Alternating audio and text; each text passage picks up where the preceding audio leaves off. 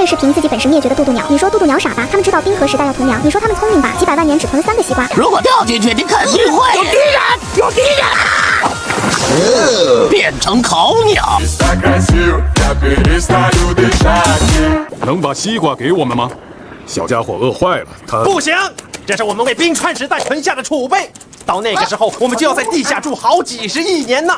只存3个西瓜。渡渡鸟饿了再烤只鸟吃不就行了？